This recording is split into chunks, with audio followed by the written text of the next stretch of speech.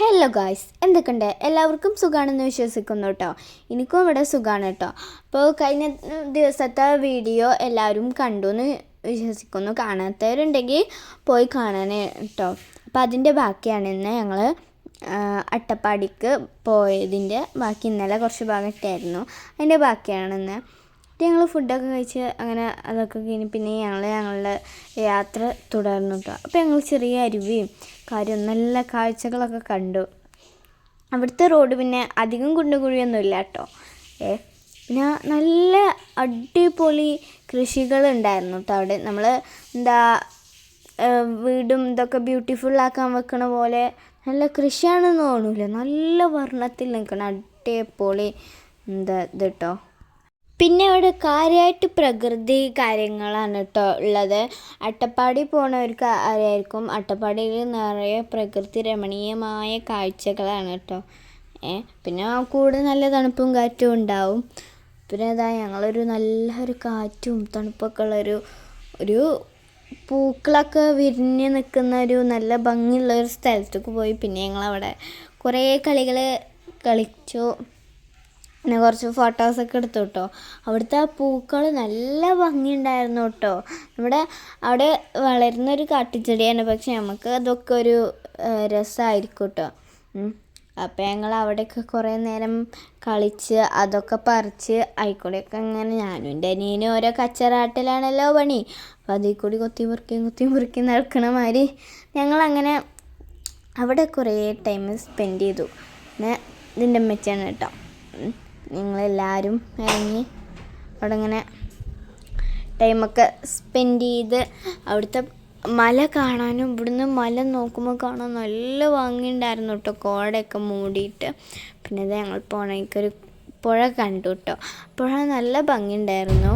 അത് വേറൊരു ഭാഗവും ഞങ്ങൾ കണ്ടിട്ടുണ്ടായിരുന്നു കേട്ടോ അതിൻ്റെ തന്നെ. പിന്നെ ഞങ്ങൾ വീണ്ടും യാത്ര തുടർന്നു. ചെടിൻ്റെ ഒരു കായ തിന്നാൻ പോവാണ്. എൻ്റെ അമ്മച്ചി അത് തിന്നാൻ പറ്റും പറഞ്ഞപ്പോഴാണ് ഞാനത് തിന്നണേ. അപ്പം നമുക്ക് എന്തായാലും തിന്നോക്കാം. ഒടിച്ചുത്തിക്കായാണിത്.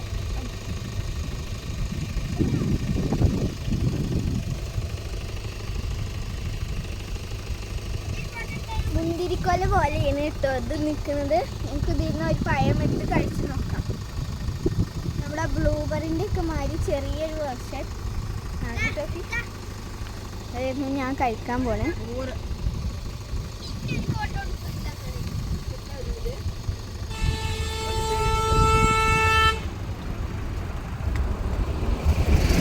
കുഴപ്പമില്ല, ചെറിയൊരു മധുരവും പിന്നെ എന്തോ ഒരു ടേസ്റ്റുമാണ് ഇതിലുള്ളത്.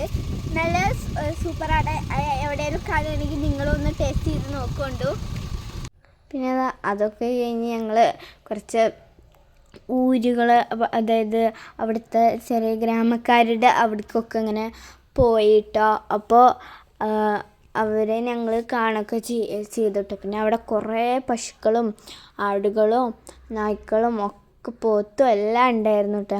ഞങ്ങളവിടെ ഇറങ്ങുകയാണെന്ന് വിചാരിച്ചിട്ട് അവിടുത്തെ നായ്ക്കൾ വന്നിട്ട് ഞങ്ങളെ പേടിപ്പിക്കുന്നുണ്ടായിരുന്നു കേട്ടോ. പിന്നെ ഞങ്ങൾ ആദ്യമായിട്ട് ലൈഫിൽ കഴുതനെ കണ്ടു കേട്ടോ നേരിട്ട്.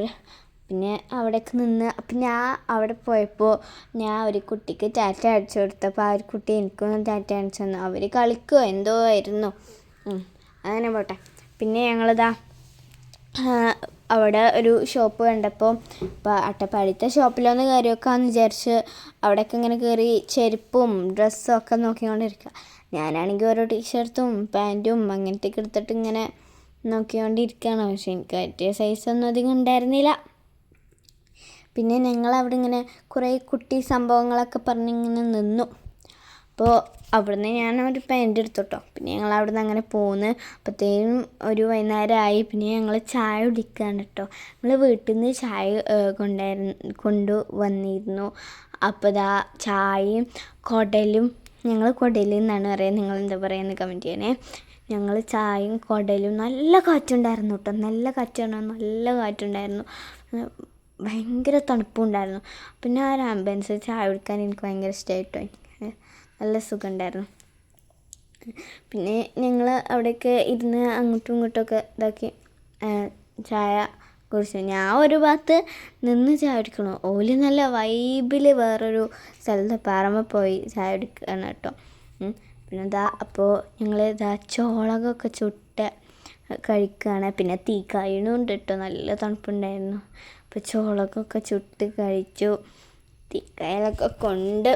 പിന്നെ അതൊക്കെ കഴിഞ്ഞ് ഞങ്ങൾ പിന്നെ വണ്ടിക്ക് കയറിയിട്ടോ. പിന്നെ ഞങ്ങൾ അവിടുന്ന് തിരിച്ചു വീട്ടിലോട്ട് ഞങ്ങൾ തിരിച്ചു കേട്ടോ. അപ്പോൾ ഇത്രയൊക്കെ തന്നെ ഉള്ളൂ അട്ടപ്പാടി പോയ വിശേഷങ്ങൾ കേട്ടോ.